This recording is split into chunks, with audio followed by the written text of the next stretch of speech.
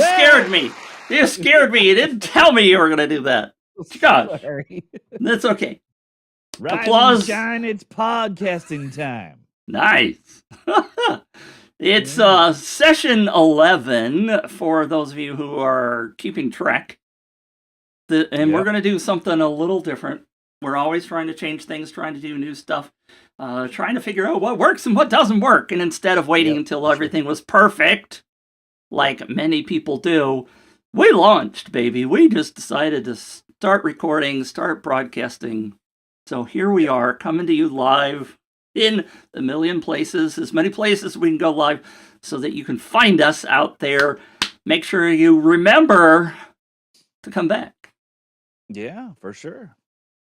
Yeah, it's been interesting, right? Because we thought, well, we'll just do like a little podcast and we'll record some stuff and we'll release it when it's ready. And then we started having some interaction with the audience, and so here we are. We're going to try to do it regular, weekly, and we'll have to find a specific time to go live and have everyone be able to put it in their calendar with a link to it or whatever. But we'll figure that out.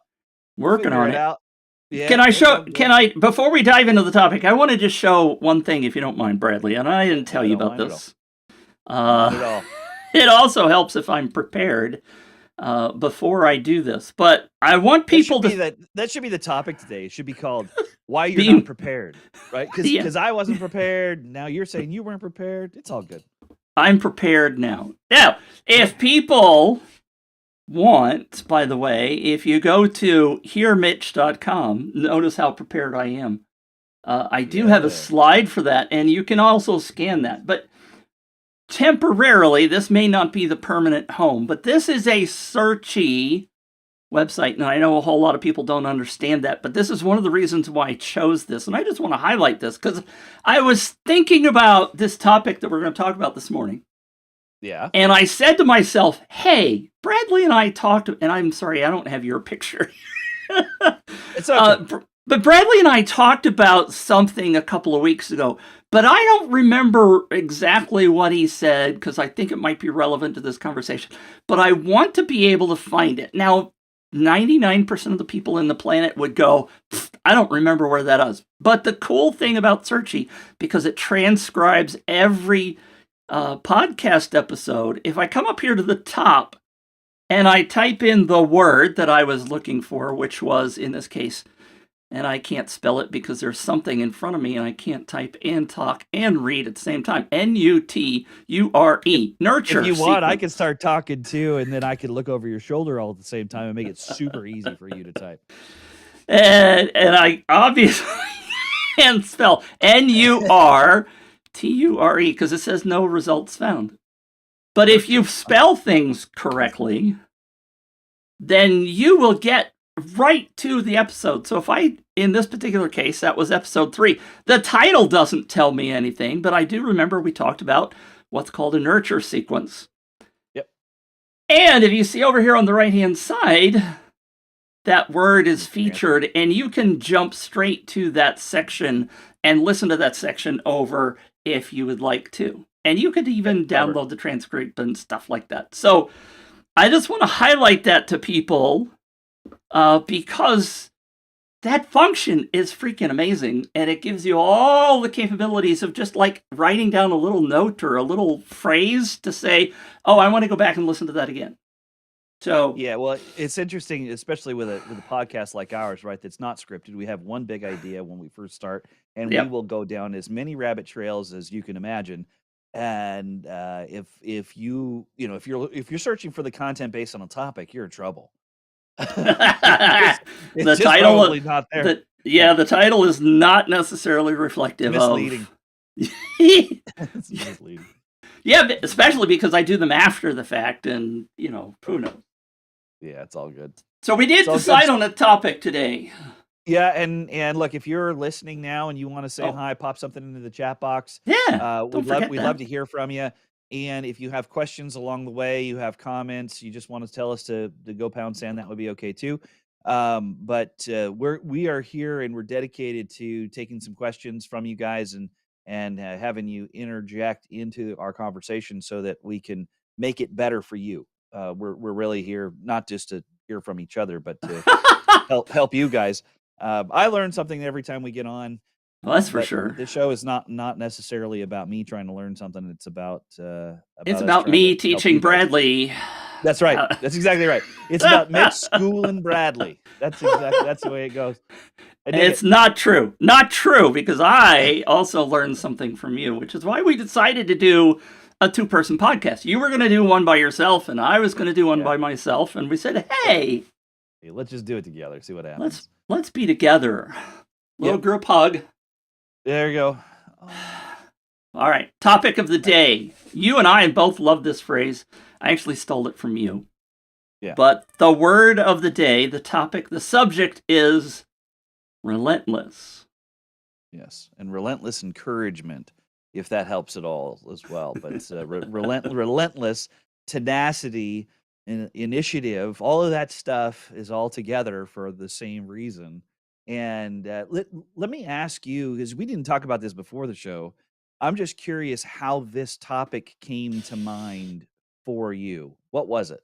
Well, there's 2 things. Number one, people are constantly asking the question, how frequently do I email my people? Right? Yeah. So we're always talking about building a list. Yep. Well, the other thing happened yesterday. Today's Wednesday, right? Monday. It is Wednesday. But the topic was talked about. There's a very current topic going on, and it's political, and I'm not going to get into the politics of the thing, but I was watching the thing on the TV, and a specific politician, I'm not going to name names, it's not important to talk about whom, because we don't want to go down that road. But the I don't thing, know, it might be fun. I'm trying to stay out of the weeds here, but it came out. Mitch and I are wired different. That's why it's Yes. so fun. All right. You and I will both resonate with this, because here I am watching this TV show. Right. And they're talking about this particular person, politician, and they mention the fact that this person or his team emails somewhere between 0 and 25 times a day. He's been logged as sending 25 emails a day. And one reporter checked yesterday and said, well, I got 17 emails from that individual today.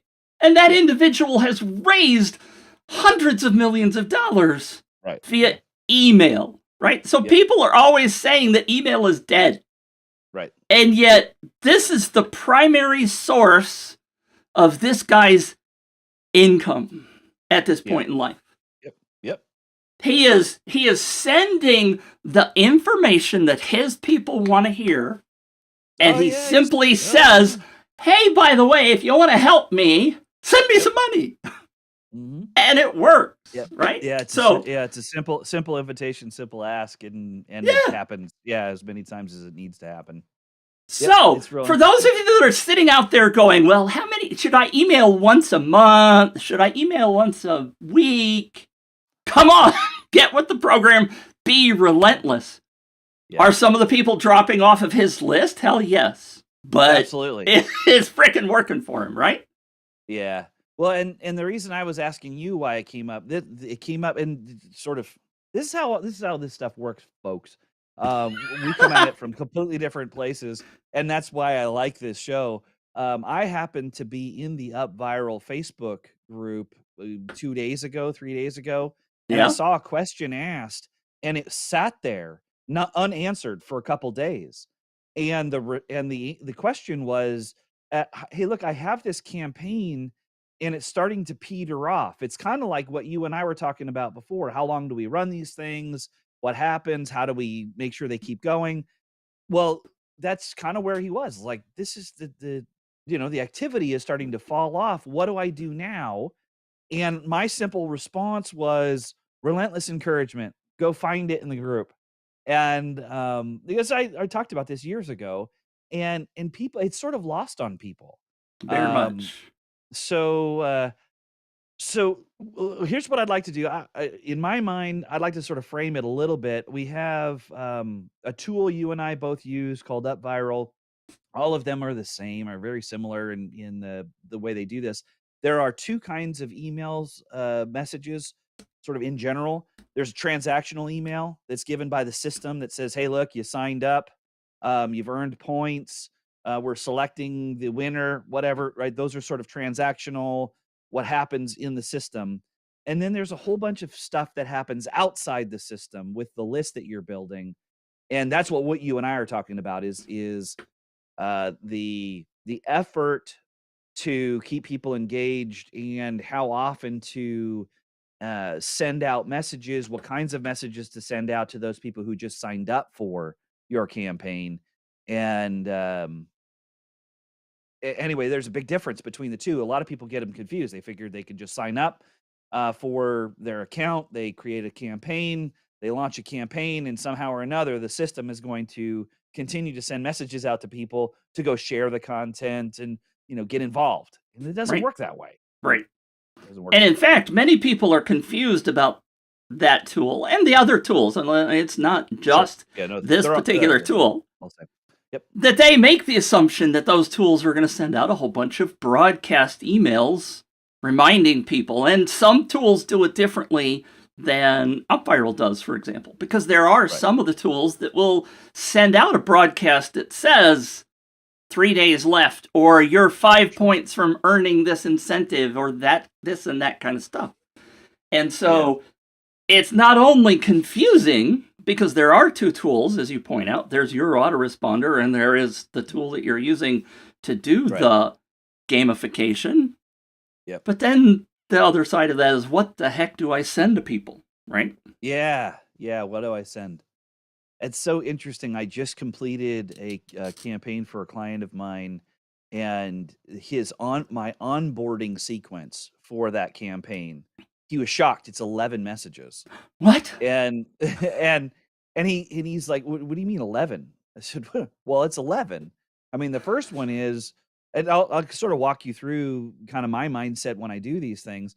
The first one, and this is just a regular campaign, not word of mouth yet, where we're just testing the lead magnet as it sits and trying to figure out how to incentivize the share as we move forward. So, and we're running ads to it. So the first message is, "Hey, welcome to the list, and make sure you download this special thing that we asked you to get." And then the following day, they get a message to say, "Hey, remember us? Make sure that you download it, and to get your first sort of quick hit off of it, go do this inside that particular thing."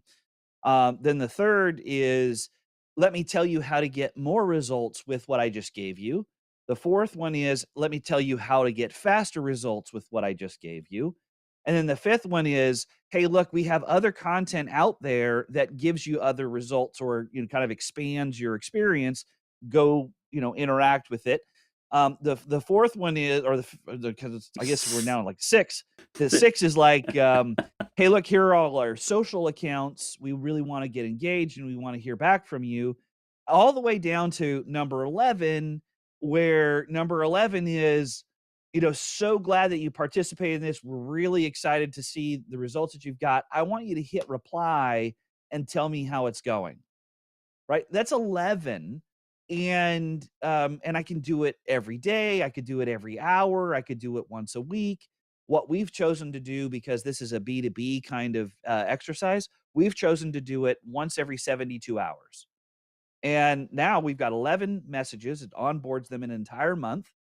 Um, it's great. It works out Nice. famously. And now it's on autopilot, so we don't really have to worry about it.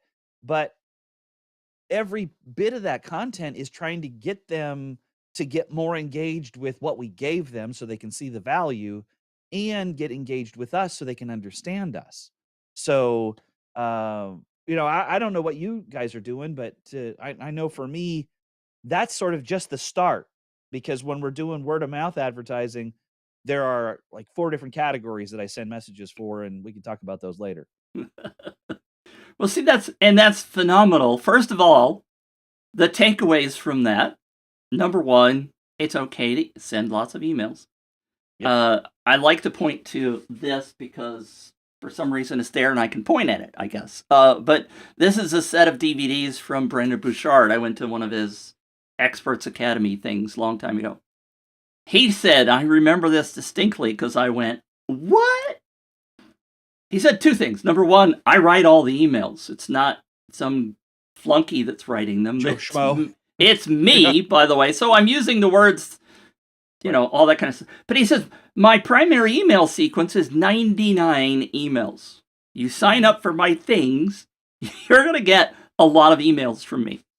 Yep. But he has a plan, right? He's created a plan. That's the second big takeaway from what you're talking about, is there's a plan for this process.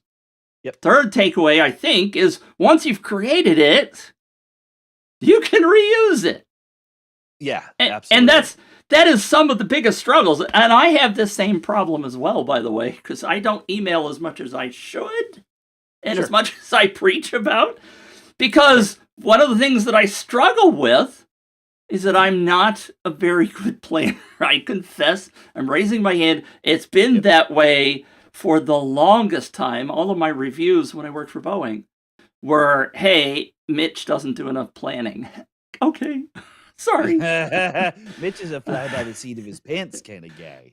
And so what happens is that you come up to the day that you're going to send out the normal email, right? You pick a day, you stick with it, and you go, oh, wait a minute, I don't have a topic. And so therefore it falls off the bit bucket and you never get it done. Yep. So those are my takeaways from what you just said. And they're all critical. Yeah, and I think that if anybody's interested, I mean, if you send me an email and you ask me for an outline of that 11 message sequence, I'm happy to send it to you. The other is, as we're talking about these word of mouth campaigns, right? So what you heard was this onboarding sequence, and that's just onboarding for the lead magnet I gave them. That's not the offers that we're sending them, right? Because the offers, what you see is toward the end of the 11, the offer changes from, hey, get involved with us, to now go take the next step. So we're transitioning them into taking, doing a demo for a SaaS product and a bunch of other stuff. But in the viral side of things, or the word of mouth side of things, what I've found to be really successful are encouraging and relentless encouragement for people to share, because one, there's something in it for them, right? The first category is, let's review what happens when you share stuff, right? You earn points or you earn entries, and you stack the deck in your favor. You start to paint a picture of what life is going to be like when they win the whatever it is. Right. Then the second is, you want to be a good neighbor and help the people who would really benefit from this, right? Even if in a lot of the campaigns you and I do, we do these campaigns where the person who refers the winner also wins, right? So hey, look, let's think about the person that's sitting next to you, or the one that you're on the phone with regularly, struggling with the same problem. Why don't you send this over to them, because it's going to help them. At the same time, it helps you. And then the third category is, let's change the world one person at a time, right? We have an ideology that we are professing here. We have a tool that works really great for all kinds of things. And if everyone were to use this, that we would generally transform the industry that we're in. It's just an amazing thing. And then the fourth category is, let's do this for a third party benefit, right? There's, let's be selfless in it, but let's talk about what other things can happen. So those are the four categories, and you can write up to 4 or 5 emails a piece. It's not hard to do.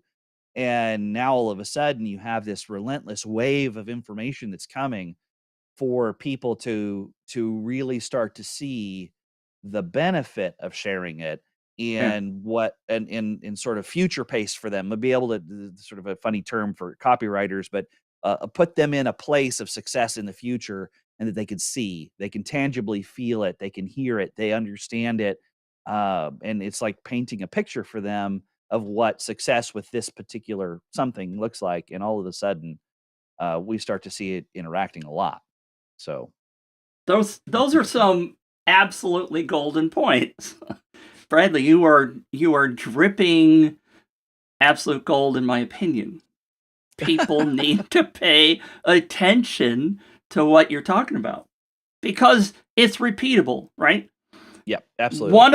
If we're talking purely about a contest, there is the assumption by most people who create the campaign that on the thank you page, the thing that I'm trying to make myself famous for, that you have to give them every bit of information on that thank you page, right? Right. Hey, by the way, if you refer a friend, and don't forget that if you refer a friend and that friend wins, and you can earn points this way, and you end up with a lot of verbiage, and here It's you spelled just verbiage. I get it. you just mentioned, by the way, in that long rant that went on and on and on, I know. I'm so about step number 2 or 3 in there was telling them that fact, remind them of that fact.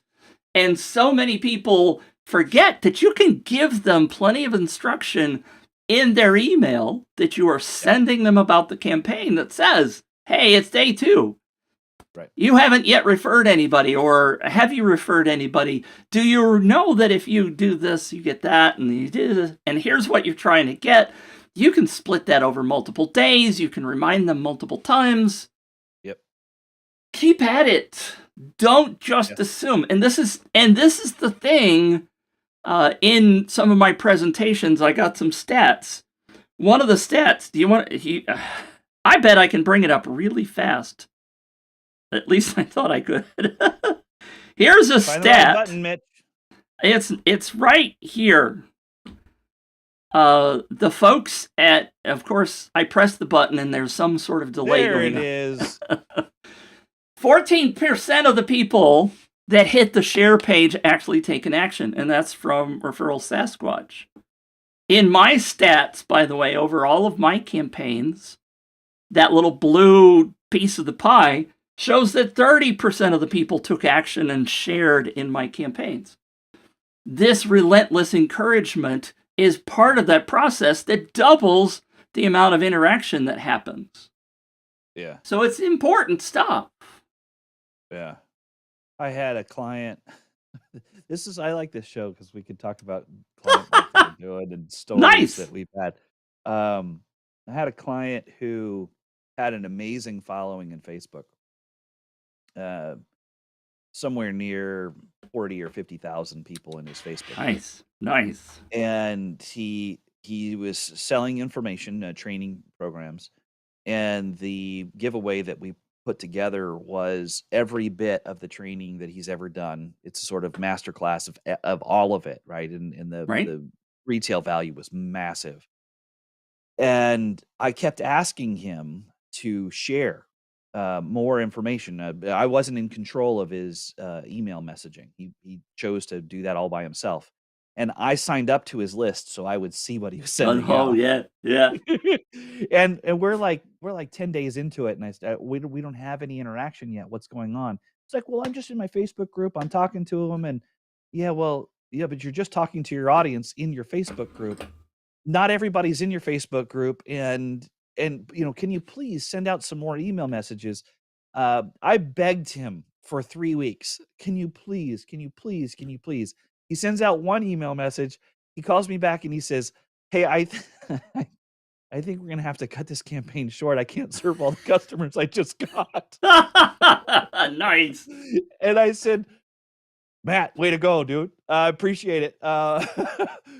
This is exactly what I'm talking about is, when you're talking in an echo chamber to all the people who are already followers of you, they've probably already taken action, right? You've popped it into the group, you've promoted it in the group, and that echo chamber, you can continue to promote in there, but pretty soon you're going to start to see the interaction is going to start to fall off. And if you choose a different channel, and thank goodness some of these tools actually tell us what the interaction with these channels are.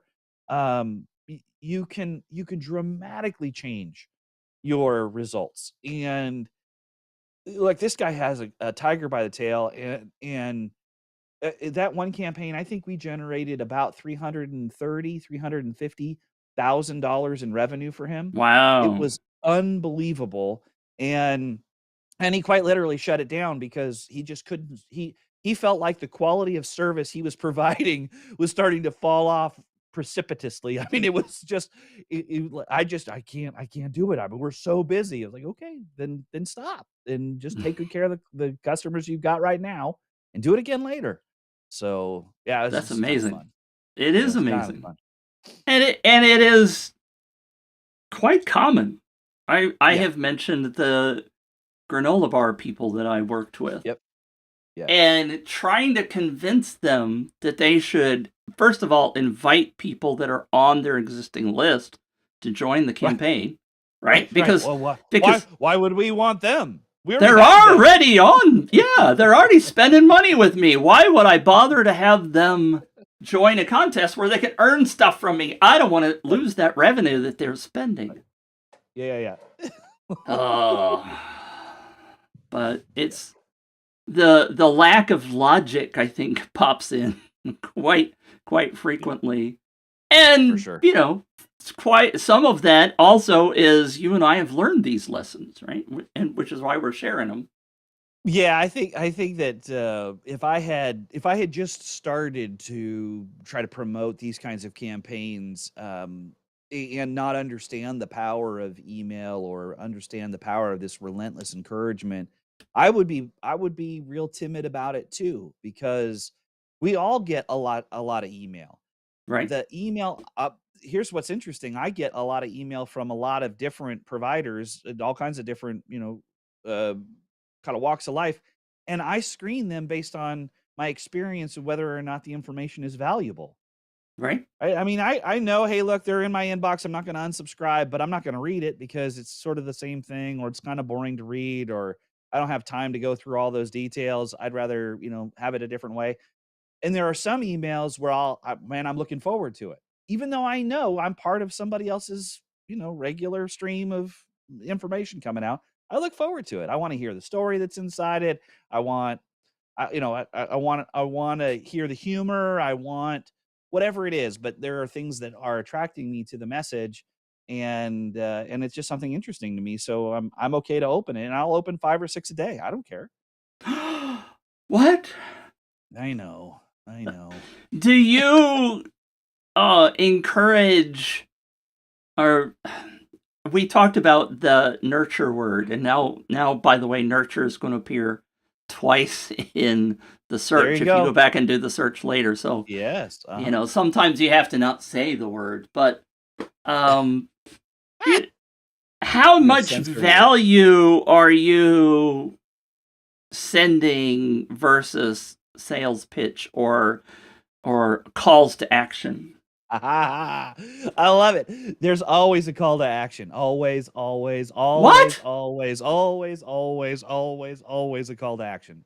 So for me, the call to action is oftentimes sometimes it's sort of in your face, Right? but most of the time it's not. Most of the time it's, hey, look, you just heard some valuable information in here. If you want to solve this problem faster, quicker, easier, all you have to do is go pick up X, Y, and Z. Or hey, look, we talked about this specific principle. You can dive into more detail over here at this link. It's an invitation to participate, but I'm not cramming it down their throat.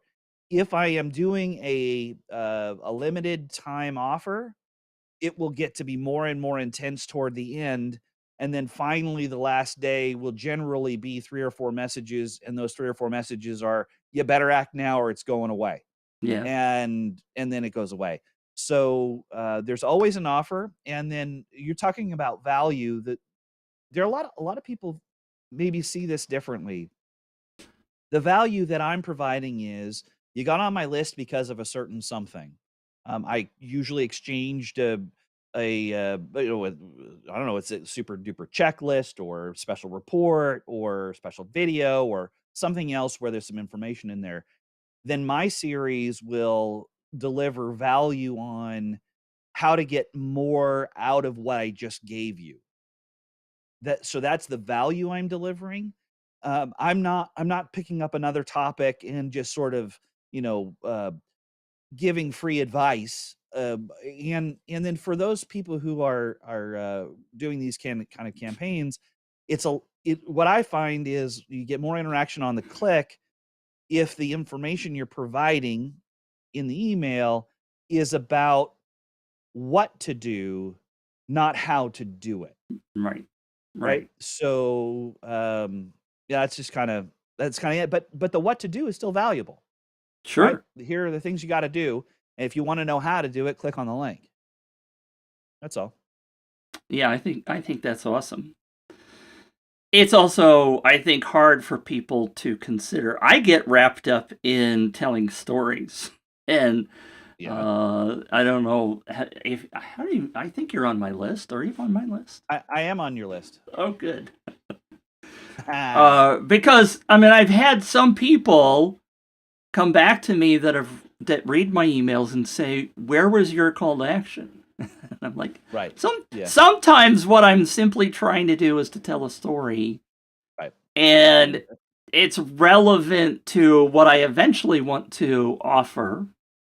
Yep. And I almost always have a call to action in that I will simply say, well, hit reply and tell me what you think, or has that ever happened to you? So it's not necessarily sending people someplace to go learn more, but often I want to learn more about whether or not this is effective to people. I want to find out if the message is resonating. And frankly, there's also a bit of greed in it, in that I know some of the email algorithms really love a conversation. Sure. One of my mentors, Christina Etheridge, keeps telling me, create a conversation and your open rates will go up, because the email systems see your email as somebody that has conversations as opposed to just constantly sell, sell, sell. Yeah. And therefore your open rates will go up and you'll be able to impact more people. So sometimes I'm just telling a story to try to get a reaction, or to keep people engaged without just saying, here's more, go buy this, or, and I hear you said, be subtle about it. If you want more information, you can come over here, and maybe that's something to buy, or maybe it's just a training video or something that you're offering for free, or a blog post, right? Yep. But I do agree that you should always, I have to be careful, have a call to action. Yeah, there should always be an offer in there somewhere. I mean, even if it's just in the signature of signature line of the email, that provides us for them to sign up for a demo, sign up for an additional consultation. I mean, there are all kinds of. This is the stuff that you and I continue to talk about, right? Is how do you get more referrals, or how do you get more people to interact? Is every time they get something from you, they land on a thank you page, they get an invoice, they get email messages, they get Twitter messages, whatever, instant messages, and there's a way for them to interact with you, and that's really good stuff. So I dig it, totally dig it. Yeah. For those of you who are watching, I'm sorry, I'm just going to hit the reminder. I was going to do the same thing. Hey, by the way, if you're out there watching and you have something to say or a question to ask, please pop it in the comments. We should be able to see it. Yeah, in we're fact, interested. Go ahead. Are we streaming in Twitch this time? I haven't seen us be spammed. We are. In the chat box yet. Well, I don't know what happened to the last. I don't know either. The last people participating, and the cleverness apparently has gone away. There is one person watching from Twitch. Oh, that's awesome. Interesting. Welcome, Twitch crowd. Interesting. Yesterday when I did my live stream, plug every Tuesday, I had somebody do the same kind of bot thing on YouTube. Oh, which really? Surprised me. Yes, I was surprised because the little icon came through as a YouTube icon, and I was like, And apparently, interestingly enough, that YouTube blocks those kind of comments from people that are rewatching. Oh, automatically because I went over to both of my awesome. YouTube channels that I'm streaming to, and those comments about the man vegetable. it was about how to use the man vegetable. But anyway, those comments weren't there. I didn't see them. So maybe if I dug deeper, they're in some blocked section or something. But thank you, YouTube, for. But if you were watching live, they were definitely coming up. So yeah, like God. So I want to get back to your storytelling a little bit because I think that it's really interesting what you're doing. You're doing the stuff that we normally do when we all get together. Right. If you hang out with family or friends, you go to a barbecue someplace, you're at the gym, you're at a bar, you're at dinner, everyone's telling stories. I'm just curious because I haven't sort of studied your email messages, and I promise not to. I'm not here to try to get into the psychology of Mitch. But in your experience, sort of here's where I'm after is, are you saying here's the moral of the story, and then leading somebody someplace, or are you just simply saying, hey, look, this is what happened in my life today. What happened in your life today? It is definitely the first one. The moral of the story. Okay. And I'm gonna, before I go answer that, look, Deborah's here. I'm here waiting for you guys to drop some awesome stuff. Well, you missed it already. I'm working with a curl error for a client on Igno anyway, so. Oh man. That's okay, Deborah. We're happy that you're here one way or the other. Yeah. So I had, going way back, I'm going to go in the way back machine. Yeah. When I was doing my Planet 5D blog. Yep. Which was a photography, video, curated news blog, right? That was my real goal, was to sort of just curate the news. What I did in that was to always give a brief comment about why this story I'm going to share with you is important. Because I figured, I mean, there were plenty of blogs that would just hit you with news, and it was your responsibility to figure out what applied to you and what didn't. Yeah. But I felt the thing that would make me unique was to give that story some understanding, some why is this important to you? And I think that's where I was thinking about some of the broadcasters of the past that like did the nightly news back when we used to watch the nightly news on TV. Yeah. They would give you the relevance. Why is this important? Sure. And it wasn't the whole part of the story. But so when I started doing, and I was doing a daily email at that point.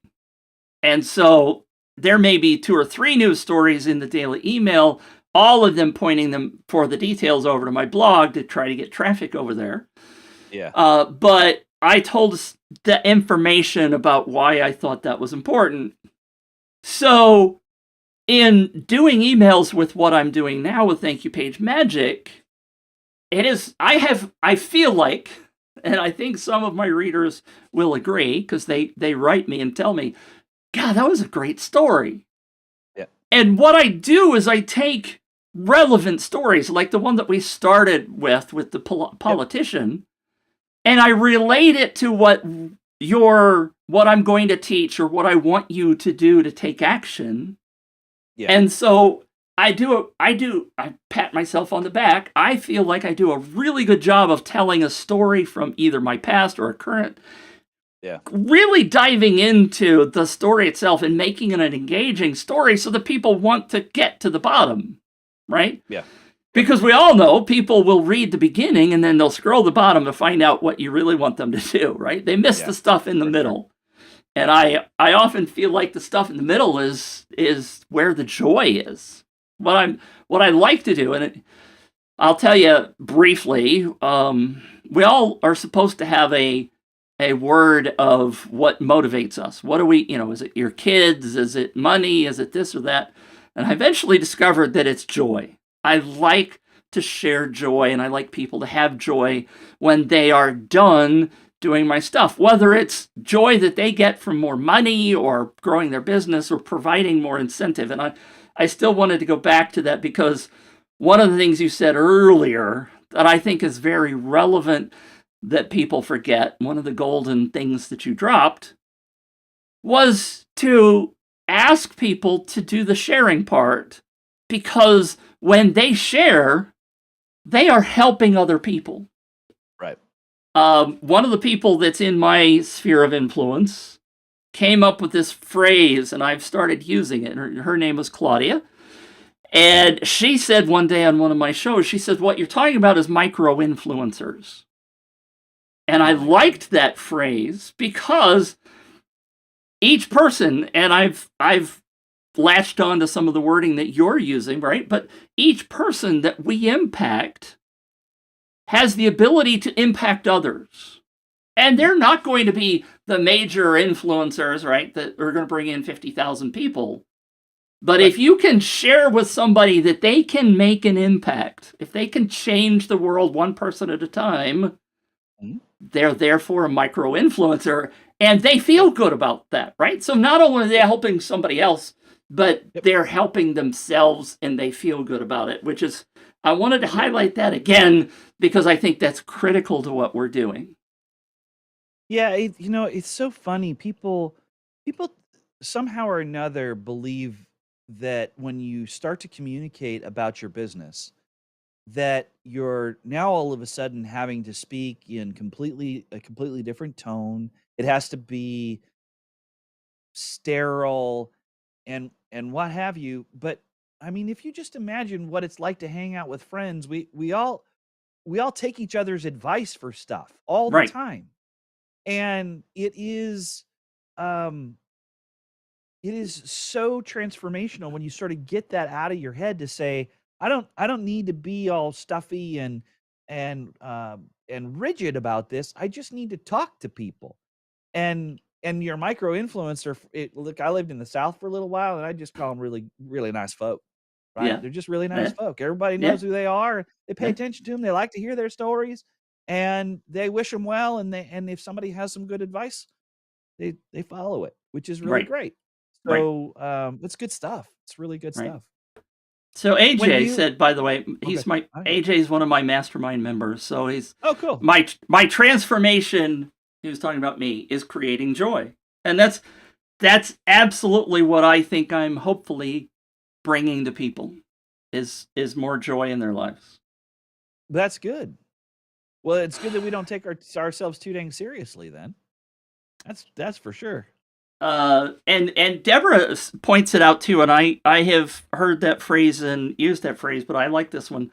Mitch, that is a great motivational thought to want to create joy. I'm also thinking it's your own very own butterfly effect. That's another phrase that people would resonate with, I think. Oh, right? yeah, the butterfly effect for sure. Right? For sure. If, Yeah. I was gonna ask you when you're doing these messages. I'm sort of really curious about your process when you're writing emails because the process is maybe the tool or the key for other people to be able to do something similar. And if they don't know how it happens, if they don't know how the sausage is made, sometimes they're like, "Hey, that's a really great idea. I just don't know what to do. I mean, I don't Right. even know where to start." So I'm gonna just ask a few questions to see if I Sure. can sort of tease some stuff out. When you are going through that process, are you thinking ahead of time of the message or the moral that you want to deliver, and you adapt the story to say that, or are you sort of regurgitating a story and then thinking about, well, how does that apply to today, and then keep moving forward? What is your process? How do you do that? I'm laughing not at you or at the question, but I'm laughing because it varies. The answer Okay. I like to give a lot, and you'll hear it from me, is it depends. Okay. One of the things I'll go back first of all, Christina Etheridge. I've talked about her already once today. Yep. One of the things that she had us do in an exercise in her membership was to start a story journal or a story Yeah. book or, so what I did was I sat down for a couple of hours one day Yep. And I just captured what story could I tell from my past about the time I drowned in a pool, about this or that. And sometimes what I do is I say, well, there's a framework that I want to teach, or a specific point that I want to make about thank you page magic. And it has to do with relating to XYZ. And I go into that list and I go, what story would apply that I could take and tell that story that they haven't heard yet and apply it to get them to go, oh, I get why you would do this thing, right? The what thing that you were talking about earlier. Yep. The other way I do it is I do have like I will take a topic that's hot. Like today, I was actually writing a blog post about that politician story that I told earlier, because it's absolutely critical that people take what's out there in the world, something they relate to, and bring it in to suck it in to go, well, now I get why that's important. I mean, that guy's taking email to the ultimate extreme, and people keep saying email is dead. But here I got this guy that's making 250 million plus by sending emails, right? That's right. So it's critical to be able to take and he's those processes back. Yeah, and he's selling paper, right? I mean, he's selling hope. That's what he's selling. He's selling hope. Exactly. That's what he's selling. Yeah. No, it's super interesting. And sort of one of the reasons I was asking is stories are really powerful from an emotional perspective, right? Yeah. You talked about you said, and it's hard to keep going in a conversation when you said, "Let me tell you about the story in which I almost drowned." Right? Most people are like, "What?" Nobody knows about that story, right? Right. Well, there's an emotional hook to it, and it has to do with fear, all kinds of things, right? Where we know what our audience, if we understand our audience, we already understand what our audience is feeling, right? Yep. If they're embarrassed by something, if they're fearful of something, if they're excited about something, well, then what in our own lives, what experiences have we had that have elicited the same emotion? And how do we tell the story in a way that at the end we can link that emotion to, hey, look, because of this story, I know how fearful you are. Right. Or I know how embarrassing it is, or I know how uncomfortable you are, or all those other things. And all of a sudden you have this rapport with the audience, and it makes it easier for them to understand the moral in it. And I was just trying to understand your process in that, because it's a very powerful thing that you have. Right. You just have to sort of figure out how to do it. So. And part of that, I know you're going to get to Deborah's comment. Part of that, frankly, is I've done it a million times. I pointed before at Brendan Burchard. One of the other big takeaways I took from him was to get in front of a mirror, or while you're driving your kids to soccer or whatever, just pick a topic and talk about it for 10 minutes. And don't pause. Don't throw it. Just talk, right? Because if you are able to create a one-sided conversation where you can just spill out your knowledge, whether you know a whole lot about the topic or not is not important. Right. But it's the ability to deliver it. And over the years since I started Planify D in 2008, I've learned how to write a story that wraps people up into where I want them to go at the end. Yeah. And it can sound very manipulative. I don't want it to sound that way. No, it is a way to emotionally connect with your audience, which is really unique. I have no idea what, as you were talking, I sort of glanced at Deborah's comment, but then I never read it. So what do we got here? Deborah says, see, a storybook as a reference is a brilliant idea. So I didn't. I miss it already. But the lesson learned is sometimes it's important just to show up, even if you're late. Exactly. Yeah. Way to go, Deborah. Just show up if you're. Yeah. Yeah. Just show up. You can always watch the replay. Yeah.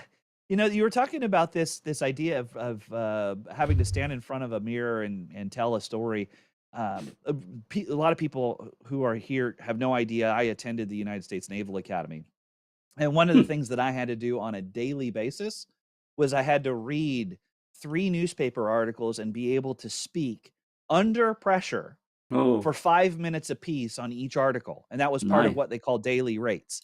Um, Huh. and it sort of trained me the same way, right? Let's go through the article. Let's figure out the relevance of the article, the key points in the article, and be able to organize in my own brain very quickly, sort of the lily pads I had to land on as I was telling the story that was still relevant and true, but I didn't Right. have to remember all of the details. And then at the end of the day, if I could relate that to something that I was currently working on, I could extrapolate I needed 5 minutes.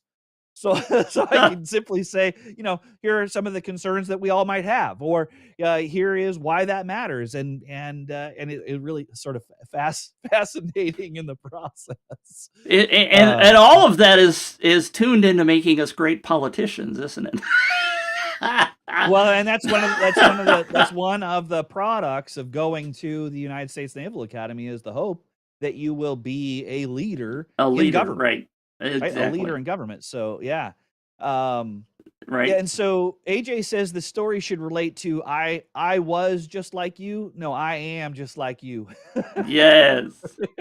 So oftentimes people will hear me say, you know, this is what happened to me, and I'm not sure about you, but this is, how I would deal with it.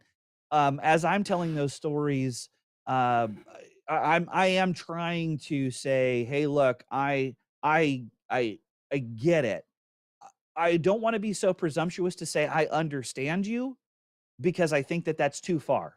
I Right. can say it sounds like you feel like, or it seems like you feel like, and I have felt that way myself, or I feel that way now.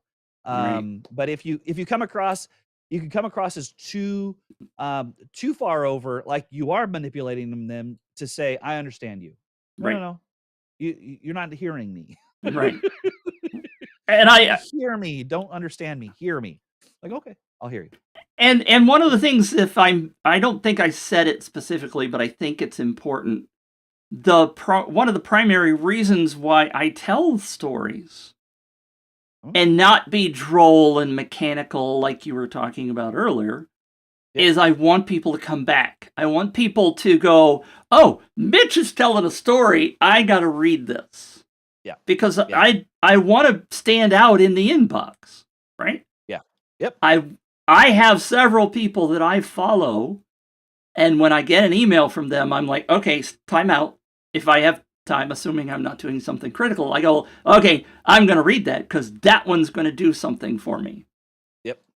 And so that is a primary driver to not be boring and mechanical. Yeah, absolutely. And Deborah's asking a good question, right? So, do you have them tagged so I can categorize my storybook to make them easy to find and associate when looking? How do you organize the stories? And you may not. I mean, you may I have them don't. kind of rattling around in your head. Um, I I'm do a have it. little. I'm sorry. Go ahead. Go ahead. No, no, you go. I was just going to say I'm a little more deliberate. So, what do you said? I do have what? Nothing. I Nothing. use a tool called Workflowy, Okay. which is an outliner tool. I Yep. I love it because it just lets you shove stuff in it, and you Yep. can organize it and you can tag it. Yep. I am learning, excuse me, older in life that I wish I tagged more things. Me too. I'm like, oh man, if I had some tags, this Yeah. would be a whole lot Yeah. Yeah. So But so I, how does workflowy work? What do you do? um, Workflow is a fascinating tool. It has a free version, and I am paying for it because I use it for absolutely everything. I would demo it. I don't know if we want to get Okay. into a demo about that. We could possibly do Yeah, it another day. maybe yeah, I was gonna say I have a tool too that's very similar, I think. And I think that would be a really interesting show.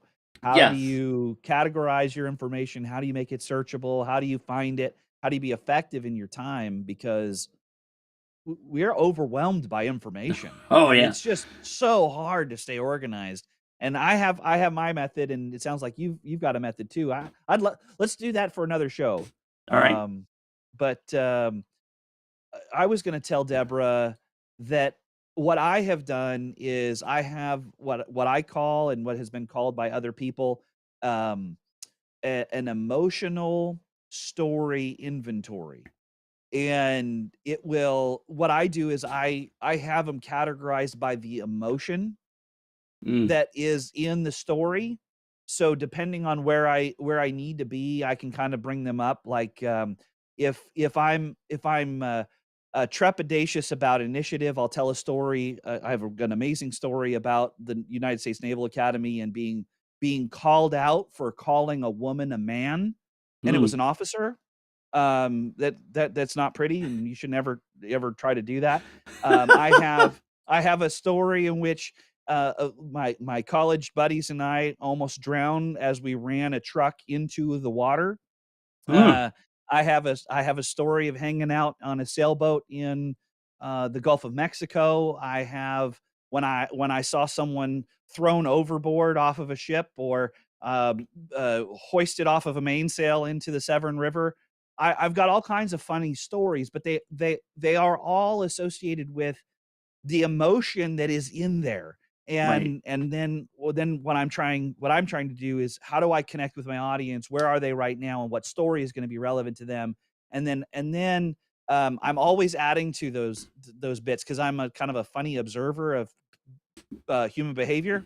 And there will be things where we'll drive down the road and go, I never even imagined somebody would do that. And I'll sort of log it into my memory banks, and if I'm good at it, I'll come back and I'll put it in my emotional story inventory. If not, then it sort of has to come back by memory, and my memory is getting worse and worse as I get older. So I like this tool that you're talking about. Yes. Tools are important. Deborah said, "Oh, I'm thinking of Evernote." I That have works. used Evernote, by the way, It in the works. If past, it's a and tool yes, you have, use it. it does work very well. I just navigated what workflow is an interesting one that is I think it's hard to learn, but once you learn it, it is stunning. Deborah's other comment was, I'm thinking to combine both Mitch and Bradley's suggestions in the car, turn on the recorder on my phone and spontaneously explain something, then transcribe and edit. It becomes a talking point blog post or other content. See, that's something I never did was to actually Yep. use that content. That's potentially a real time saver in that Yep. you could create entire blog posts or Yep. content while you're doing this as a practice thing, and that's a very interesting idea. Yeah, and there are some really cool and rather inexpensive speech to text Sure. translations or transcribers. So I know a bunch of people who do exactly that, Deborah. They'll get in the car, they'll have a topic in mind, they're driving to work or they're going to the grocery store, they're going to pick up their kids, and it's 5 or 10 minutes, but that's 5 or 10 minutes is like 1,200 words in a blog post. Right. So they record it on their phone, they download it or upload it to an AI that's doing the transcription. They edit it very quickly and they get it out there. And at the end of it, there's always a moral and there's always an offer. Right. It's a great way to do things for sure. And there are tools like you just said that will help you do that. Which is why I just wrote down we need a tools show. Yep, Because absolutely. a tool like Descript, I don't know if you've used Descript yet. I haven't Nope. used it, but I know it's out there. Would take Deborah's idea. Uh, I suspect you're not doing a video. I don't want anybody recording video in a car because it's very dangerous. Don't do it. But if you're just doing this extemporaneous thinking stuff, Descript would take that and create an audio. So it lets you take the transcript and just grab words and say, I want this group of words, that group of words, and it will spit out a video at the end, in which case you can extract the Yep. audio. Anyway, so it's like a really quick way to do the edit because you're reading what you said as opposed to sitting there and listening and go cut and edit. It's a Yep. fast process. But anyway, Yep. For sure. we are at an hour, by the way. Yeah, there's some really cool stuff out there, and Deborah, I think you kind of hit the nail on the head in some of your comments. The point here is that there are a whole bunch of other tools that everyone uses, and there's methodologies that everyone uses. Some people are great at writing, some people are great at talking, some people love to do the video, some people love to do demonstrations, and they want to be face to face. Find whatever works for you, Right. that's sort of effortless, and then do that, and you're gonna as long as you understand who your market is, you're gonna attract the right people. It'll be okay. You don't have to do what everyone else is doing. Just do what works for you. That's all. Right. Yeah, good stuff. Time to land the plane there, Bradley. We're in an hour. Okay. All right. Well, if people need to get a hold of me, and if you're interested in maybe getting a list or an outline of an onboarding sequence or other stuff for an email message series and relentless encouragement, send me an email at bradley@waldropcommunications.com, bradley@waldropcommunications.com, or you can call me at 916-314-0413. There will be a landing page. I have a domain already, but we're just still working on it, and it's like everything else. It's a work in progress. So these are the best ways to get a hold of me. How about you? By the way, there's a new tool that I have been using for a while. Speaking of tools, it's Mac only, but it's called Text Sniper. I have on the screen Bradley's email address, but if you use Text Sniper, you can actually just roll over that and grab that text from a live video or a recorded video. Yep. It's amazeballs. Cool. Anyway, I am, of course, available at contactmitch.com. Has all the information about how you can reach me if you want to sign up for the newsletter. All that kind of stuff is there. So please go, just contactmitch.com is the fastest way to get me. Sounds good. Thanks, everyone. We'll do this again next week. We will do what we can to actually have a real time, a hard time to launch and start, go live, and then you guys can join on time. And we love your interaction, so keep it up. We do. And share it Thank with you. somebody else. Yep, sure.